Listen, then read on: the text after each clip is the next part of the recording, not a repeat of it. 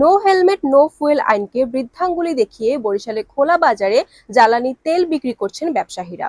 সড়ক দুর্ঘটনায় প্রাণহানি রোধে বর্তমান সরকার সম্প্রতি এক প্রজ্ঞাপনে নো হেলমেট নো ফুয়েল অর্থাৎ হেলমেটবিহীন মোটরসাইকেল নিয়ে তেল ক্রয় করতে আসলে তাদেরকে তেল দেয়া থেকে বিরত থাকতে পাম্প মালিকদের নির্দেশনা প্রদান করেছে।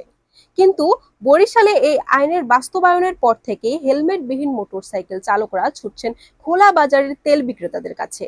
আইনের তোয়াক্কা না করে হেলমেটবিহীন মোটরসাইকেল চালকদের কাছে তেল বিক্রি করছেন বরিশালের বিভিন্ন সড়কের পাশে খোলা বাজারের জ্বালানি তেল বিক্রেতারা। বরিশাল নগরীর কাউনিয়া হাউজিং, পুরানপাড়া, বাঁশের হাটখোলা, মরকখোলা পোল, গুপ্ত কর্নার, হাটখোলা, বাঁধ রোড, বেলতলা, তালতলি, সাগরদী বাজার, কাশীপুর, লঞ্চঘাট, রূপাতলী সহ নগরীর বিভিন্ন খোলা বাজারের তেল বিক্রেতারা কোনো রকম আইনের তোয়াক্কা না করেই হেলমেটবিহীন মোটরসাইকেল আরোহীদের কাছে তেল বিক্রি করছেন।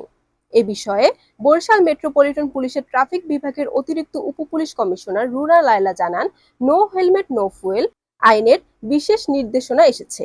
সকলকে অবশ্যই হেলমেট পরিধান করে পাম্প থেকে ফুয়েল নিতে হবে। আইন বাস্তবায়নে বরিশাল মেট্রোপলিটন ট্রাফিক পুলিশ কঠোর ভূমিকা পালন করবে। বরিশাল নিউজ।